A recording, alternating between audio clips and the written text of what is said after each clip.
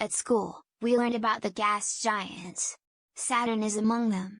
What is so special about it? Hello, ladies and gentlemen. It is me, Ivan, your host. Welcome back. Anyway, let me answer the question of Joshua, who asked this question. What is so special about Saturn? Heard of Jupiter? Jupiter is a gas giant, made of hydrogen and so on. What is so special about Saturn? It's nearly the same size as Jupiter, for one thing we know. It is made of primarily the same things as Jupiter, but what is so special? Why do we need this episode? Let me answer you. Okay, one of the things that will make this episode about Saturn so special is its ring system. So first of all, before we get into those deep things about the rings and the composition and so on, let's get into the observational history of Saturn. You see, like most planets that we have talked about so far, Saturn was one of the most visible planets in the night sky. Okay, due to light pollution and even the turbulence of the atmosphere of Earth, we cannot see Saturn so much, so you need quite a clear and dark sky in order to view Saturn. But Saturn was first observed by humans since the earliest history of humans. So, when Roman astronomers saw this and associated it with astrology, they said that when Saturn could appear in the night sky, this meant that the country of Rome would be prosperous, filled with riches and wealth, and so on. And thus, Saturn was associated with the Roman god of wealth and plenty, Saturn. But the thing is, Saturn is not a god, but Saturn is an incredible and wonderful place in the solar system, one which is unlike any other, and that's why it deserves an episode today. So, without further ado, let's begin. So, Saturn is the second largest planet in the solar system, and it is the sixth closest planet to the Sun, and it is 1.4 billion kilometers away from it. Now, as you might have guessed, due to the distance between the Sun and Saturn, Saturn is quite cold, many hundreds of degrees below zero, and, well, that already makes it unhospitable. But not only that. Number one, just like Jupiter, as I said before, Saturn is primarily composed of hydrogen and helium. Even the Sun is also composed of the same things. But, now, the special thing about Saturn is this. It has a very prominent ring system. That's the thing that makes it so special and apart from any other gas giant in the solar system. Unlike Jupiter, of course I mentioned, Jupiter has gossamer rings, very thin rings that are barely visible with a telescope. But Saturn's rings are incredible. They're 282,000 kilometers wide, but they're only 10 meters thick. So, to put it into perspective of how incredible these rings are, we can say that,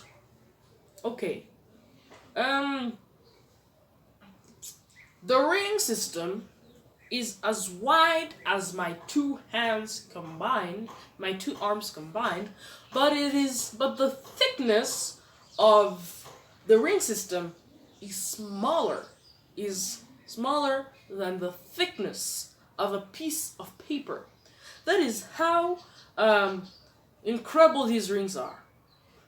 Just take a look at this picture of Saturn's rings edge on. When we look at the pictures of Saturn's rings edge on, we see that they are incredibly thin, thinner than the thickness of a piece of paper in cosmic terms. But then, the sizes are not only astonishing, even the composition. Surprisingly enough, we have seen that the rings of Saturn are primarily composed of rock and ice. One other thing to note is that, hey, shouldn't the rings have eroded? Good question. Of course, we know that smaller objects orbit bigger objects due to gravity. But at some point, those objects can be so unstable that they will leave the orbital system of that bigger object. But then the question is, how can the ring be that stable for so long? That's the question that makes Saturn so interesting. How can those rings be there for such a long time? Well, turns out it is all related to the moons of Saturn. I didn't mention it, but Saturn has a huge number of moons, probably as much as Jupiter itself. And those moons are sort of like shepherds. For you who have been in the countryside, you have seen that either when you have a flock of sheep or goats or cows, if a cow or a lamb or a ram, whatever, is trying to get away from the herd, the shepherd will try to make it go back with a herd. Or if you have seen the German shepherd kind of dog, so when a sheep is trying to get out of the herd, the German shepherd will take it back into the herd. The same thing applies to the moons. And this is what we call in astronomical terms resonance. In other words, you have the moons, and you have a few particles of ice and rock. So the ice and rock wants to get out, but then you have the moons gathering it back into a stable ring system. And that's the surprising thing. So, you see, Saturn stacks up some mysteries too. And if you have studied more in your high school or something, the dynamics of gravity, you should know that an object cannot always remain in the orbit of a bigger object. At some point, another object will attract it, and then woof, it will go. So, that's the incredible power of gravity, resonance. So, while the objects were being probably attracted by Jupiter, the particles in the rings of Saturn are probably being attracted by Jupiter. But the moons are much closer, so the moons will attract them back into the ring system. That is incredible. And so, that is the power of gravity at its most beautiful scales. So, gravity can only protect us, gravity can not only make us stick to the ground, but gravity can create beautiful things such as the rings of Saturn. Now, as we had discussed about the layers of Jupiter, Saturn is not too far off as well. So you see, Saturn, as you start from the gaseous part, the clouds, you start from the clouds, then you go deep into the inner atmosphere, you leave the outer atmosphere, you go into the inner atmosphere, and then you reach a layer of liquid hydrogen, then metallic hydrogen, and then you have a core, or maybe not, depending. Still, Saturn, we don't know if it has a core or not. But hey, this is science, and what we do is try to search the answers to the most incredible mysteries of the universe. Now, let's talk about some of the most iconic features on Saturn. So, Saturn, if you could remove the rings, well, it will still look different from Jupiter, because Saturn has no stripes, it has no belts and zones. Maybe this is because it's not as close to the sun as Jupiter, so the chemistry of the clouds cannot be changed, so the colors won't be changed as well. So, one of the most iconic features we see on Saturn is this hexagonal storm on the North Pole of Saturn. This is probably the most iconic feature of Saturn. So, this kind of storm changes over time. Sometimes it's brown, sometimes it's blue, sometimes it's even red. But then, this is due to the changing of the chemistry of the top of that storm. In other words, for those who have studied chemistry, you must know that sunlight can be a catalyst to some chemical reactions. And so, in other words, due to the sunlight, some chemical reactions happen, there's changing the color of the storm.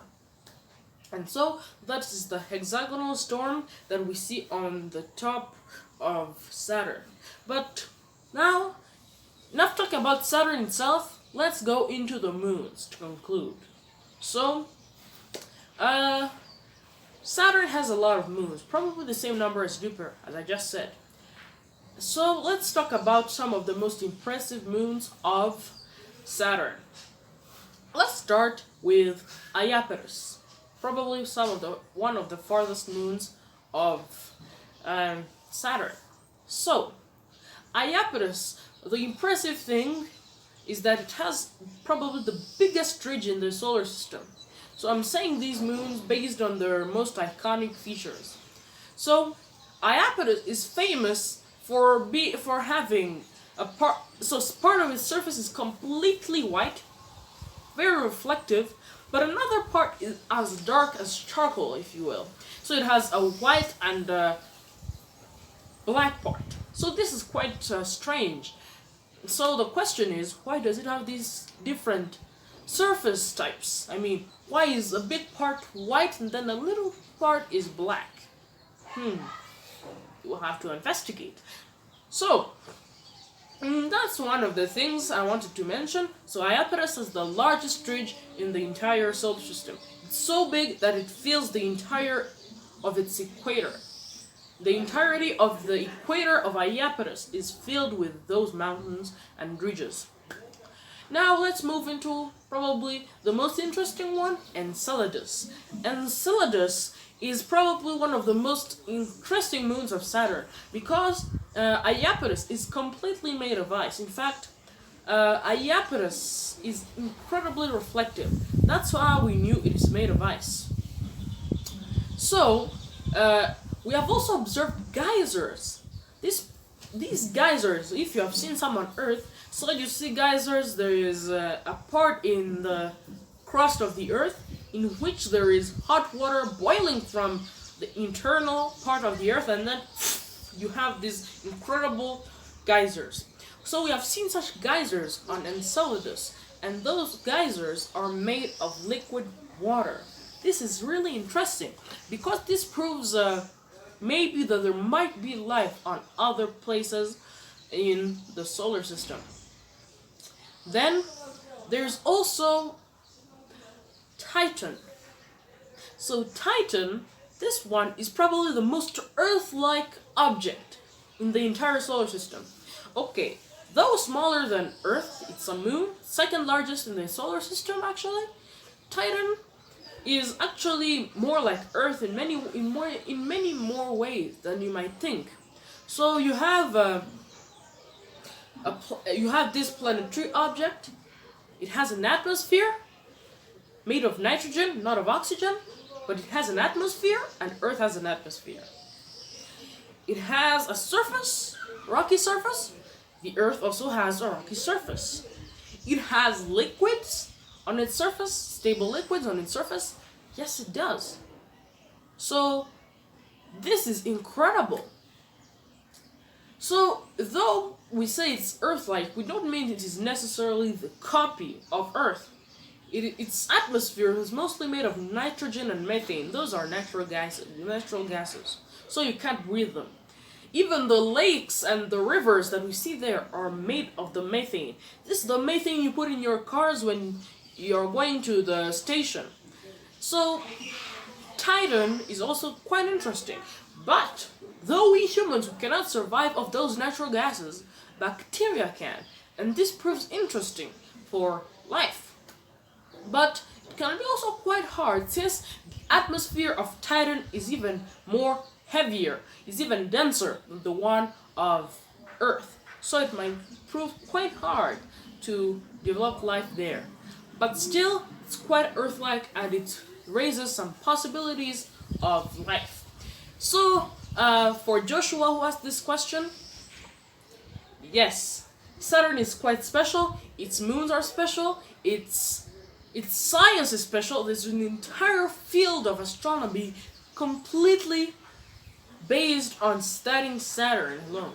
So this is how interesting Saturn is. Actually, we have sent a space probe there, the Cassini space probe, and Cassini has launched another probe, the Huygens probe. The Huygens probe was also launched on Titan, and it's also making maps. And as you can see in this picture, Titan is filled with lakes and rivers, and just like Earth. But Saturn in general is an incredible world, and just take a little view at these beautiful clips taken by the Cassini space probe, and I assure you, you're going to love it. So, just take a look here.